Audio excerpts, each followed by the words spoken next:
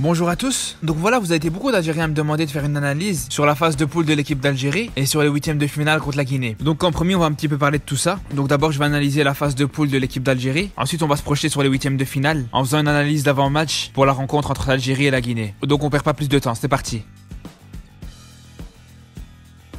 Tout d'abord, je trouve qu'objectivement, l'Algérie est la meilleure équipe de cette phase de poule. Avec 6 buts inscrits et 0 encaissés, aucune autre équipe n'a fait mieux. Encore une fois, on sait tous qu'avant la compétition, c'était un secret pour personne de dire que l'Algérie avait une des meilleures attaques du continent africain. Mais les Verts ont vraiment montré que ça allait plus loin que ça, parce que malgré que cette équipe montrait que c'était juste une équipe en reconstruction, quand on voyait que toutes les 2 semaines ils changeaient d'entraîneur, je pense qu'avec Belmadi, les Algériens ont enfin pris la bonne pioche. Parce que le sélectionneur des Verts a vraiment su instaurer une stabilité dans cette équipe, et on l'a bien vu dans le début de cette Coupe d'Afrique. Cette équipe d'Algérie, c'est l'une des équipes qui propose le plus beau jeu. Pourtant, c'était pas gagné d'avance, parce que Belmadi a vraiment fait des choix forts dans son effectif. Franchement, il faut vraiment être sûr de soi pour quasiment pas donner de temps de jeu à Brahimi, surtout que c'est un joueur qui joue dans le championnat tunisien qui le remplace. Ensuite, il a vraiment trouvé la bonne recette pour son milieu de terrain avec son triangle Guedioura, Benasser et Fegouli. C'est vraiment un milieu de terrain avec des joueurs complémentaires. On a Guedioura qui est vraiment pas un joueur élégant, mais c'est le joueur qui va être là dans les duels aériens et qui va pas hésiter à faire des fautes quand il le faut. Et tout ça accompagné de la classe de Benasser et Fegouli qui arrivent très bien à combiner ensemble. Ensuite, il y a Belaïli et Bounedjah qui ont été vraiment surprenants contre le Sénégal. J'en ai parlé dans la vidéo d'analyse de ce match. Le lien est dans la description. Ensuite, il y a un autre joueur algérien qui m'a complètement régalé dont je vais pas encore parlé, c'est Adem Ounas. D'ailleurs, il y a 3 caractéristiques qui m'ont régalé chez lui. La première, c'est sa technique. Il est impressionnant avec ses contrôles de balles de grande classe et sa qualité de dribble. Mais là où il est aussi extraordinaire, c'est dans son jeu dos au but. Comme vous voyez, il va contrôler la balle ici dos au but et l'adversaire va essayer de le maîtriser en l'empêchant de se retourner et en fermant l'intérieur. Mais comme on le voit ici, il a même pas besoin de se retourner complètement pour pouvoir adresser un magnifique ballon à Slimani qui a donné le premier but de l'Algérie contre la Tanzanie. Enfin, sa dernière qualité qui m'a impressionné, c'est sa capacité à lire le jeu. Malgré qu'il est très jeune, il a quand même un excellent QI football. Regardez sur cette action, il voit qu'il a de l'espace, donc n'importe quel joueur aurait directement foncé sans réfléchir. Mais lui, il a vraiment été très malin sur ce coup, parce que malgré qu'il est tout à fait conscient qu'il a suffisamment de vitesse et de technique pour pouvoir percuter dans l'axe, il était conscient que ce défenseur tanzanien